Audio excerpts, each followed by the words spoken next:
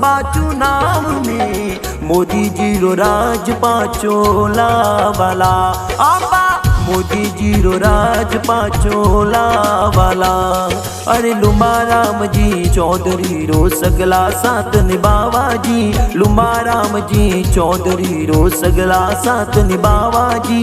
लोकसभा चुनाव में जीता वाला हमते लुम्बा राम जी ने लावाला।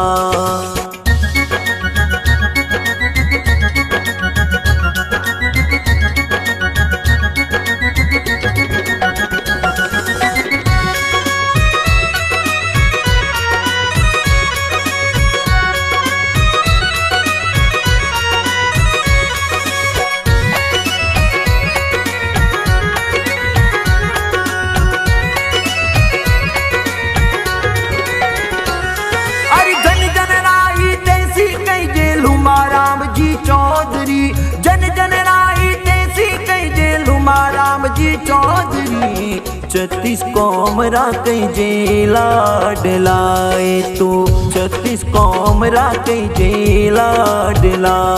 अरे जालर सिरोई साचुर में ले रे चाली जी, जालर सिरोई साचुर में ले रे चाली जी। हमके जीतावा किसान राधी कराने लुम्बा राम जी रो साथ निभावाला।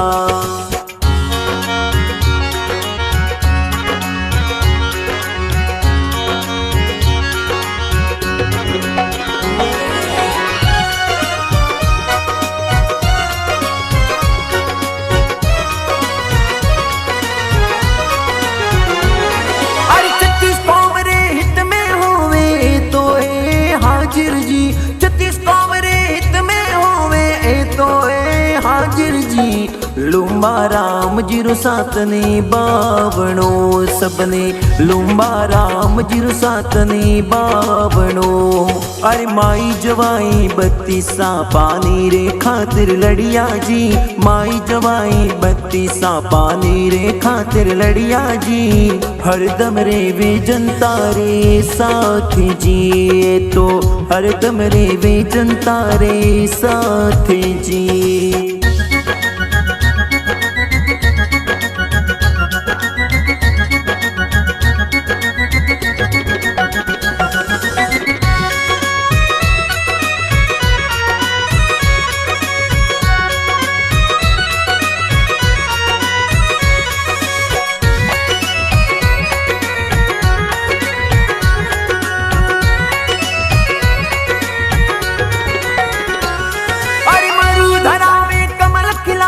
लोकसभा चुनाव में मरुधरा में कमल खिलावा, लोकसभा चुनाव में मोदी जी रो राज पाचोला वाला आपा मोदी जी रो राज पाचोला वाला।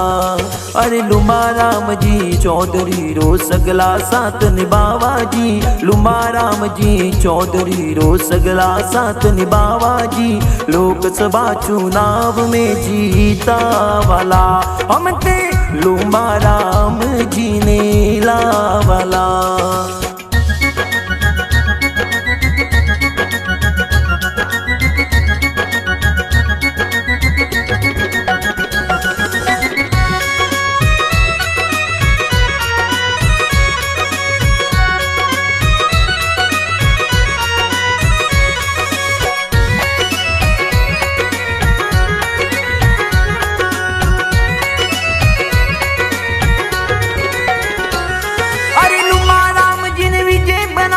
लोकसभा चुनाव में लुम्बा राम जी ने विजय बनावा, लोकसभा चुनाव में मोदी राज लावा भारत देश में। पांचों मोदी राज लावा भारत देश में। अरे लोकेश खंडेलवाल ए तो सिरोही नगर रावासी जी, लोकेश खंडेलवाल ए तो सिरोही नगर रावासी जी। विनती करे जी छत से कौम ने भाया लुम्बा राम जी ने वोट दे रावणा।